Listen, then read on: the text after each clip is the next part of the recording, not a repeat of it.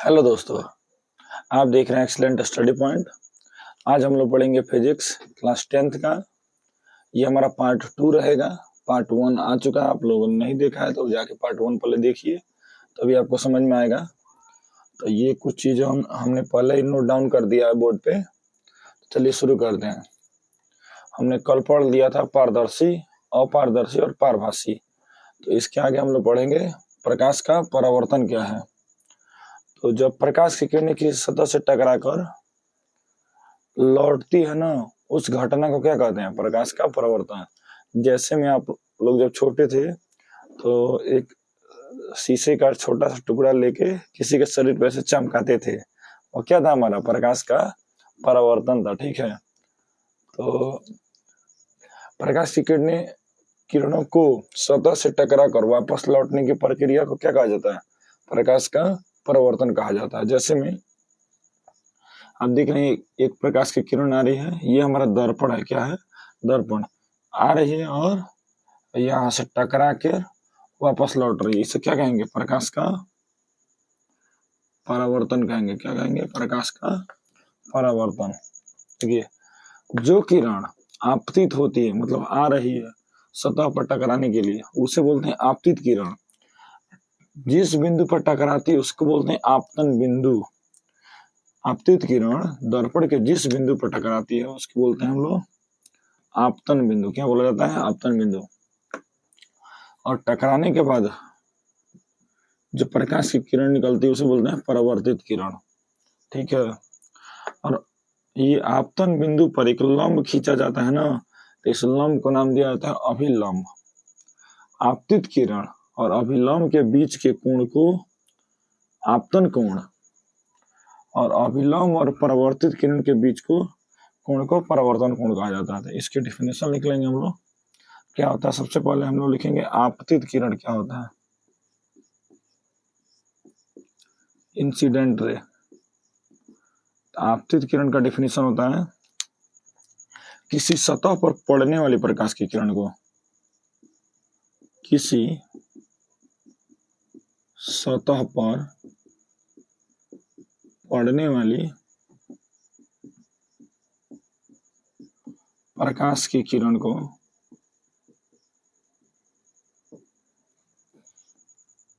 आपतित किरण कहा जाता है।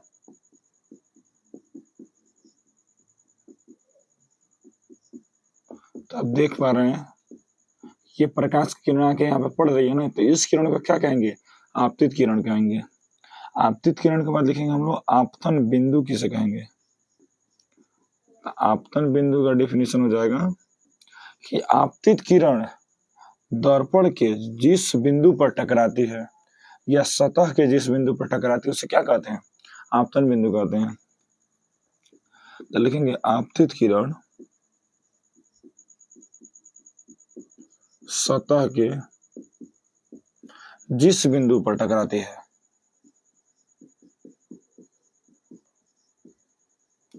जिस बिंदु पर टकराती है उस बिंदु को क्या कहते हैं? आपतन बिंदु कहते हैं। उस बिंदु को आपतन बिंदु कहते हैं। तो आपको आपतन बिंदु समझ में आ गया। अब होता है हमारा परावर्तित किरण। क्या होता है? तो परावर्तित किरण किसे कहेंगे? आपतित किरण टकराने के बाद जो टकरा कर जो किरण लौटती है ना, उसे क्या कहते हैं? परावर्तित किरण कहते हैं। तो परावर्तित किरण का डेफिनेशन हो जाएगा, इसको नोट डाउन कर लीजिए, तब तक स्क्रीनशॉट कर लीजिए या इसको मिटा देते हैं हम लोग। अब हम लोग लिखेंगे कि परावर्तित किरण क्या है। ठीक है, इसको हम लोग रफ नहीं कर रहे हैं, चित्र हमारे काम आएगा, इसलिए हम लोग लिख ले रहे हैं परावर्तित किरण किसे कहेंगे। परावर्तित किरण किसे कहेंगे? दर्पण से टकराने के बाद जो प्रकाश की किरण निकलती है, या सतह से टकराने के बाद, सतह से टकराने के बाद जो प्रकाश की किरण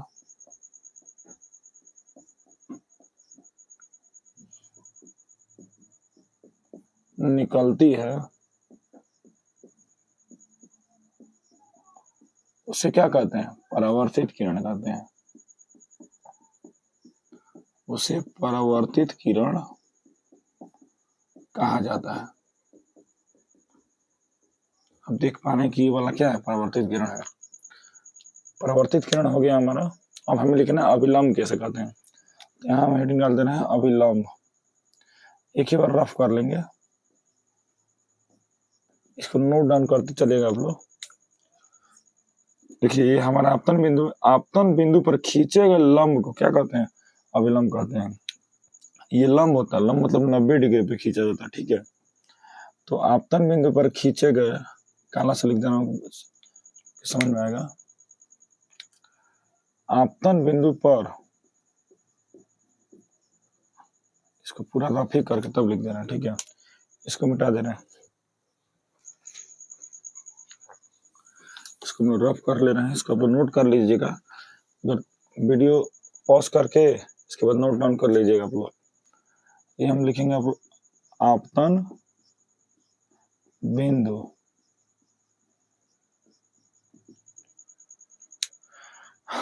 आपतन बिंदु तो हो गया था, अभिलंब लिखना था, अभिलंब।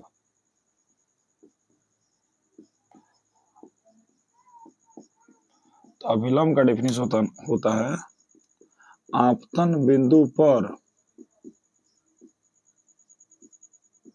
आपतन बिंदु पर खींचे गए लंब को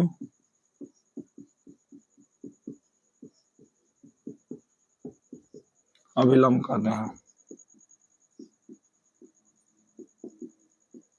अभिलंब को कभी भी कैपिटल एन से सूचित किया जाता है, ठीक है। देखिए इसको कैपिटल एन से लिखा गया है, तो इसे किसे सूचित करेंगे?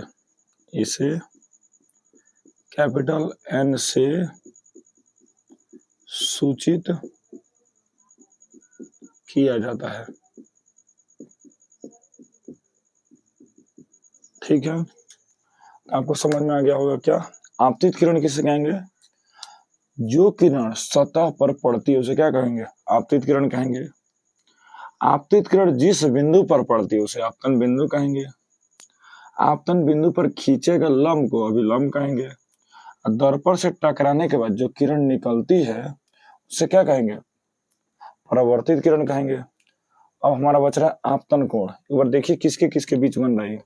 आपतित किरण और अभिलंब के बीच बन रहा है। ये हमारा अभिलंब है, आपतित किरण है। आपतन कोण किसे कहेंगे? अभिलंब और आपतित किरण के बीच के कोण को आपतन कोण कहते हैं। आपतन कोण को स्मॉल आई से लिखा जाता है। इसको क्या लिखेंगे? अभिलंब और परावर्तित किरण के बीच के कोण को परावर्तन कोण कहा जाता है। देखिए दोनों के बीच बन रहा है। आपतन कोण का डिफिनेशन, आपतन कोण किसे कहेंगे? एकदम आसान सा डिफिनेशन है क्या? आपतित किरण तथा अभिलंब के बीच के कोण को आपतन कोण कहा जाता है। आपतन कोण कहा जाता है, इसके आगे आप लोग लिख लीजिएगा, ठीक है। आपतित किरण तथा अभिलंब के बीच के कोण को क्या कहा जाता है? आपतन कोण कहा जाता है। आपतन कोण को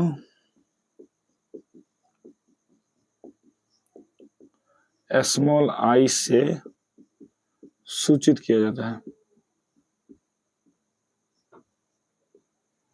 स्मॉल आई से सूचित किया जाता है। आपतन कोण को किससे सूचित किया जाता है? स्मॉल आई से। अब बचा हमारा परावर्तन कोण। यहाँ इस बार लिख ही दे रहे हैं, काला वाला से लिखेंगे तो बढ़िया दिखाई देगा क्योंकि ब्लू ब्लू है। परावर्तन कोण किसे कहेंगे? आप लोग खुद देख सकते हैं, अभिलंब और परावर्तित किरण के बीच के कोण को अभिलंब और परावर्तित किरण के बीच के कोण को परावर्तन कोण कहा जाता है। हो जाएगा। किससे सूचित करेंगे? आर से। तो इसमें लिख लीजिएगा क्या, किसे स्मॉल आर से सूचित किया जाता है। तो परावर्तन कोण को स्मॉल आर से सूचित किया जाता है, आपतन कोण को आई से सूचित किया जाता है। एक और बात, अभी हम लोग पढ़ेंगे परावर्तन का नियम, इसके बाद यही पढ़ेंगे हम लोग परावर्तन का नियम। तो आई आर के बराबर होता है, आपतन कोण परावर्तन कोण के बराबर होता है। तो आप लोग लिख लीजिए, नोट कर लीजिए या स्क्रीनशॉट कर लीजिए। नोट कर लीजिएगा तो सबसे बढ़िया रहेगा। पॉज करिए और नोट कर लीजिए। और वीडियो आपको पसंद आता है तो वीडियो को लाइक भी कर दीजिए और चैनल को सब्सक्राइब कर दीजिए।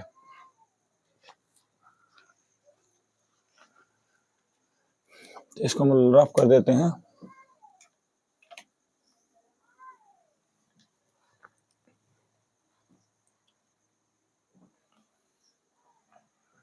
अब हम लोग हेडिंग डालेंगे परावर्तन का नियम। ये चित्र हमारे काम आएगा इसलिए हम इसको रफ नहीं कर रहे हैं, ठीक है। हेडिंग डालेंगे परावर्तन का नियम। हेडिंग हमारा क्या रहेगा?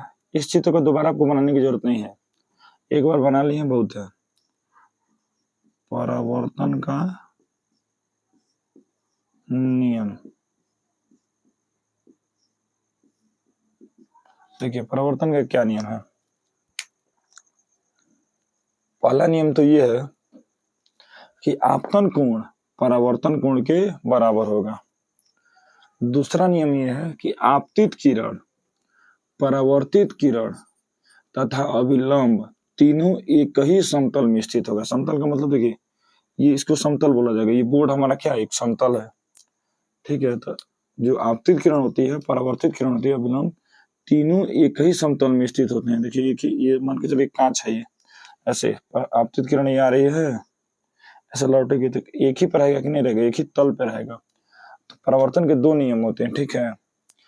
परावर्तन के नियम में लिखिएगा, परावर्तन के दो नियम होते हैं। पहला नियम ये होता है ना कि आपतन कोण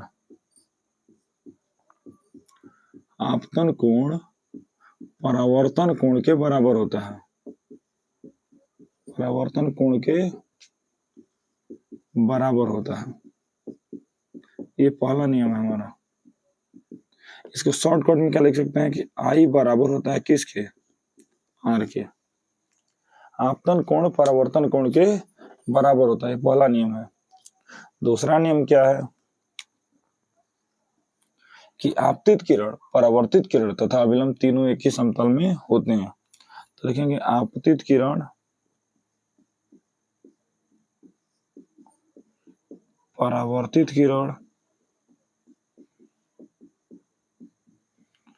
तथा आपतन बिंदु पर खींचा गया अभिलंब तथा आपतन बिंदु पर खींचा गया अभिलंब तीनों एक ही समतल में होते हैं।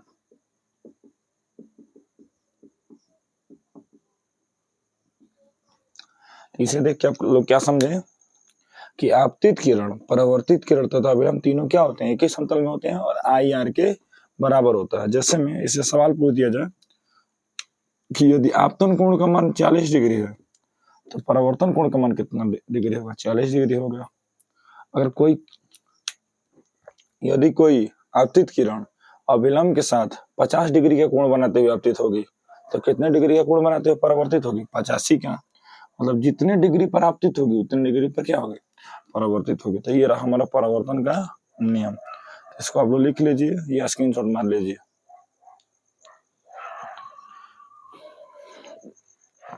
अब हम लोग पढ़ेंगे प्रतिबिंब क्या है, ठीक है।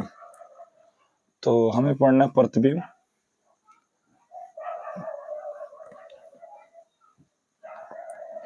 तो प्रतिबिंब है क्या? इमेज। हमको फोटो खिंचवाते हैं आप लोग सभी लोग, तो क्या है हमारा? इमेज है। वो हमारा क्या है? इमेज है।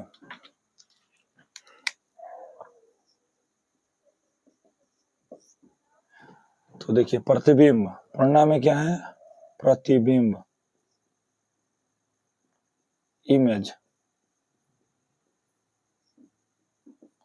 देखिए, तो इसका डिफिनीशन होता है किस बिंदु स्रोत से आती हुई प्रकाश की किरणें दर्पण से परावर्तन के बाद जिस बिंदु पर मिलती है, मिलती हुई प्रतीत होती है, उसे क्या कहते हैं? प्रतिबिंब कहते हैं।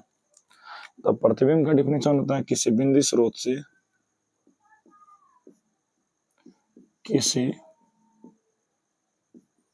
बिंदु स्रोत से आती हुई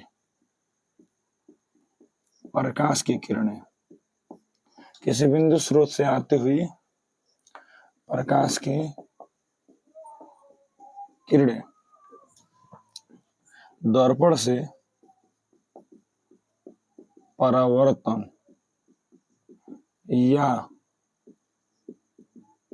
लेंस से अपवर्तन के बाद जिस बिंदु पर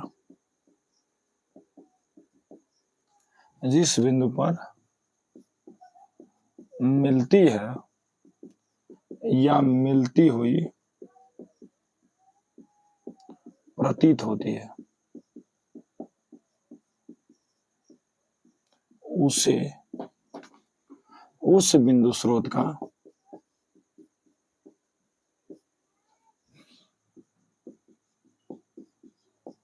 प्रतिबिंब कहते हैं।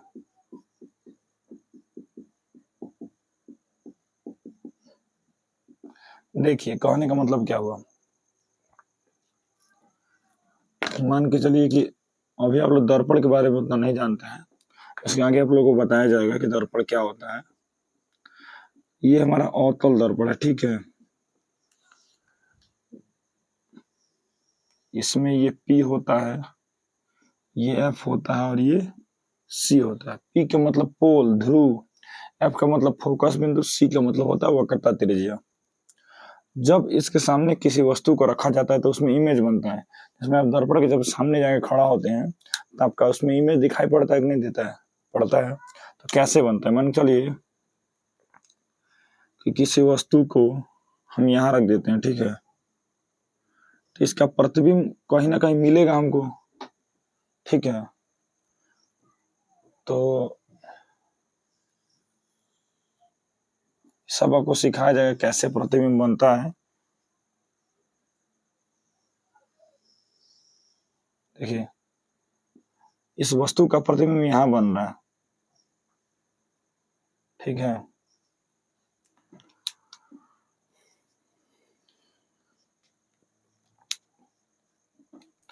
एक वस्तु को यहाँ रखा गया है तो इसका प्रतिबिंब कहाँ बन जा रहा है? यहाँ बन जा रहा है, ठीक है।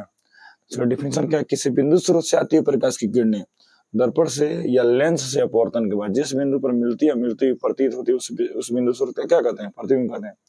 और एक और बात, प्रतिबिंब बनने के लिए कभी भी दो अपवर्तित किरण या दो परावर्तित किरण जहां काटती है वहीं प्रतिबिंब बनता है। देखिए, ये हमारा ये जा रहा है, सतह पे पड़ रहा है ना, तो इसको बोलेंगे आपतित किरण। यहाँ से टकरा के लौट रहा है ना, देखिए अभी हम लोग पढ़े थे कि किसी बिंदु सतह पर पड़ने वाली किरण का आपतित किरण, टकरा के लौटने वाले को परावर्तित किरण कहा जाता था। एक हमारा ये हो गया परावर्तित किरण। ये देखिए इस पे जा रहा है, इस पे जा रहा है ना, फिर इसी पे टकरा के इसी पे लौट जाएगा।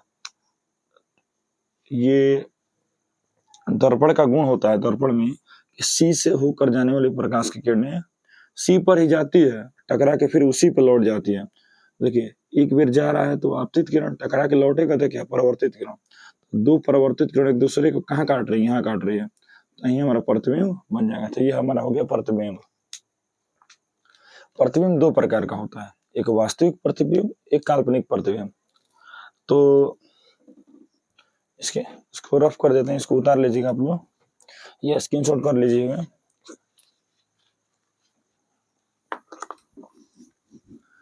प्रतिबिंब हमारा दो प्रकार का होता है, ठीक है। प्रतिबिंब दो प्रकार का होता है।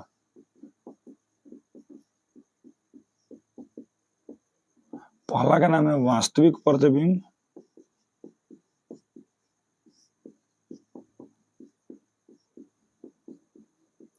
Real image.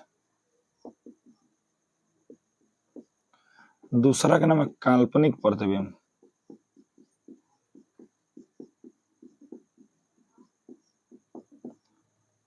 Imaginary image. इसी को आभासी भी बोला जाता है, आभासी प्रतिबिंब, इमेजिनरी इमेज, ठीक है। तो वास्तविक प्रतिबिंब और काल्पनिक प्रतिबिंब, तो उसका डिफिनीशन एकदम आसान है। देखिए, और कोई बोलते कि वास्तविक प्रतिबिंब किसे कहेंगे, तो प्रतिबिंब का अगर आपको डिफिनीशन याद है तो वास्तविक और काल्पनिक प्रतिबिंब का डिफिनीशन एकदम आसानी से याद हो जाएगा। कैसे याद होगा, देखिए यही बोलेंगे, किसी बिंदु स्रोत से आती हुई प्रकाश की किरणें दर्पण से परावर्तन या लेंस से अपवर्तन के बाद जिस बिंदु पर मिलती है, ठीक है, जिस बिंदु पर मिलती है उसे उस बिंदु स्रोत का वास्तविक प्रतिबिंब कहते हैं, वास्तविक प्रतिबिंब कहते हैं। या ये भी लिख सकते हैं, किसी बिंदु स्रोत से आती हुई प्रकाश की जिस बिंदु पर वास्तव में मिलती है,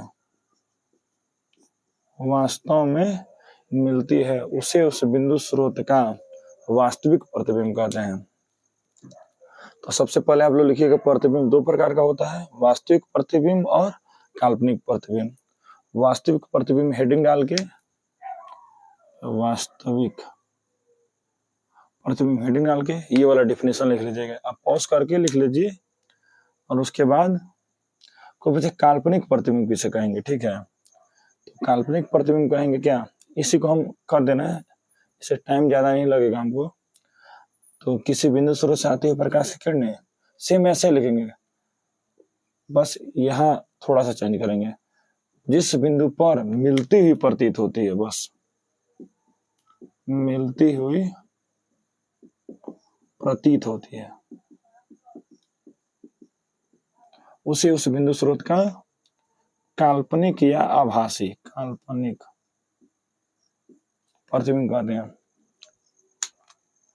इसको आप उतार लीजिएगा, यहाँ पे हेडिंग डालिएगा आप लोग क्या, काल्पनिक प्रतिबिंब। तो एकदम आसान है याद करना, किसी बिंदु स्रोत से आती हुई प्रकाश की किरणें दर्पण से परावर्तन के बाद या लेंस से अपवर्तन के बाद जिस बिंदु पर वास्तव में मिलती है उसे वास्तविक प्रतिबिंब कहेंगे, और जिस बिंदु पर मिलती हुई प्रतीत होती है उसे क्या कहेंगे, काल्पनिक प्रतिबिंब कहेंगे। तो इसको आप पॉज करके उतार लीजिएगा। इसमें सबसे जरूरी है हमको पढ़ना, वास्तविक प्रतिबिंब और काल्पनिक प्रतिबिंब अंतर पढ़ना बहुत जरूरी हो जाता है, क्योंकि क्लास 10th में बहुत बार पूछा जा चुका है और सबसे ज्यादा बार पूछा भी जाता है इस चैप्टर से कि काल्पनिक प्रतिबिंब और वास्तविक प्रतिबिंब में अंतर बताइए। तो हम हेडिंग डालेंगे क्या, वास्तविक प्रतिबिंब तथा काल्पनिक प्रतिबिंब में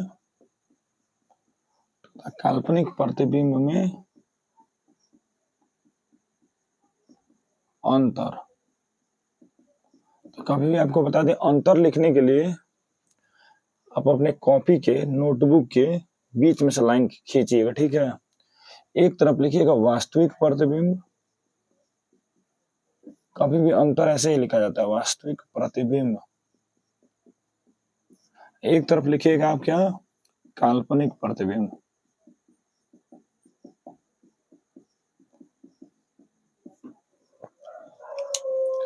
इधर हम डालते हैं 1 नंबर, इधर भी क्या डालेंगे, तब 1 नंबर डालेंगे, ठीक है। वास्तविक प्रतिबिंब क्या होता है, एक डिफिनीशन इसका अंतर हो जाएगा, ठीक है। तो डिफिनीशन लिख चुके हैं तो दोबारा लिखने की जरूरत नहीं है, लिखना है तो आप लिख सकते हैं, ठीक है। कि किसी बिंदु स्रोत से आती हुई प्रकाश की किरणें दर्पण से परावर्तन या लेंस से अपवर्तन के बाद जिस बिंदु में वास्तव में मिलती है उसे वास्तविक प्रतिबिंब। ऐसे इसमें भी लिख सकते हैं, किसी बिंदु स्रोत से आती हुई प्रकाश की किरणें दर्पण से परावर्तन या लेंस से अपवर्तन के बाद जिस बिंदु पर मिलती हुई प्रतीत होती है उसे क्या कहेंगे, काल्पनिक प्रतिबिंब। लेकिन इसमें अंतर हम क्या लिखेंगे, वास्तविक प्रतिबिंब। वास्तविक प्रतिबिंब सबसे पहले यह लिख देना डायरेक्ट, यह हमेशा उल्टा बनता है, ये तो हमेशा याद रखना है कि वास्तविक प्रतिबिंब हमेशा क्या बनता है, उल्टा बनता है, और काल्पनिक हमेशा सीधा बनता है। यह हमेशा सीधा बनता है। ऐसे याद जरूर करिएगा आप लोग, वास्तविक उल्टा, काल्पनिक सीधा, ये पेयर हमेशा याद रखिएगा कि वास्तविक हमेशा उल्टा बनता है, काल्पनिक हमेशा सीधा बनता है। दूसरी बात, वास्तविक को पर्दे पर प्राप्त किया जा सकता है, इसे पर्दे पर प्राप्त किया जा सकता है। जैसे प्रोजेक्टर हम लोग देखे हैं तो उसे क्या पर्दे प्राप्त किया जा सकता है ना, तो इसे पर्दे प्राप्त किया जा सकता है। इसमें दूसरा लिखेंगे, इसे पर्दे पर प्राप्त नहीं किया जा सकता है, इसे पर्दे पर प्राप्त नहीं किया जा सकता है। तो ये भी याद हो जाएगा आपको। एक और तीसरा अंतर, इसे सीधी रेखाओं से दिखाया जाता है, इसे सीधी रेखा से दर्शाया जाता है या दिखाया जाता है, इसे टूटी रेखाओं से दर्शाया जाता है, इसे टूटी हुई रेखाओं से दर्शाया जाता है। ठीक है। तेरा वास्तविक प्रतिबिंब और काल्पनिक प्रतिबिंब में अंतर, तो आप लोग इसको नोट कर लीजिएगा। नोट करते रहेगा तो सबसे बढ़िया रहेगा, आपका नोट्स तैयार होते रहेगा और जिससे आपको बार बार वीडियो देखना नहीं पड़ेगा। ठीक है, तो इसलिए वीडियो को रोक रोक के अब इसको नोट कर लीजिए या स्क्रीनशॉट ले लीजिए। स्क्रीनशॉट लेके इसको बाद में लिख लीजिएगा, और उससे बढ़िया तो ये रहता है कि आप पहले ही लिख लीजिए पॉज करके। इसको मिटा देते हैं। अब हम लोग पढ़ेंगे क्या, दर्पण के बारे में। मिरर क्या है,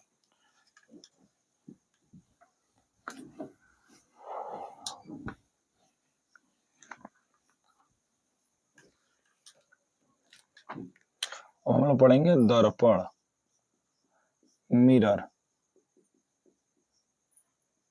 देखिए दर्पण क्या है, तो दर्पण होता है जिसमें अपने घर में आप लोग देखे होंगे, जिसमें आप लोग मुंह देखते हैं, उसे वो क्या है, दर्पण है। तो आप देखें बहुत चिकना होता है और चमकीला होता है। तो दर्पण का डिफिनेशन भी होता है, चिकनी और चमकीली सतह को क्या कहा जाता है, दर्पण कहा जाता है। तो चिकनी और चमकीली सतह को क्या कहेंगे, चिकनी और चमकीली सतह को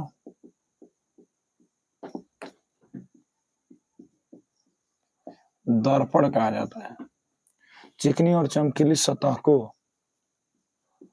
दर्पण कहा जाता है। ठीक है,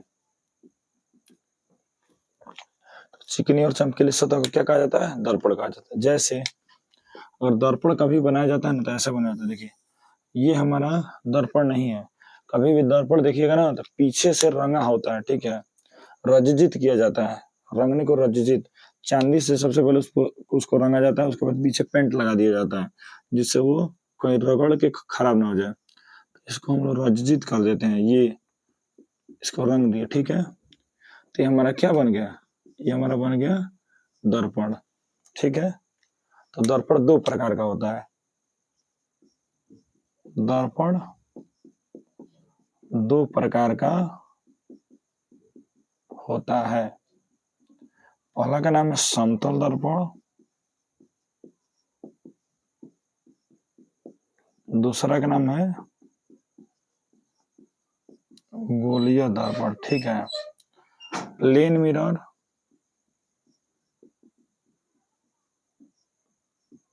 एक का नाम है स्फेरिकल मिरर।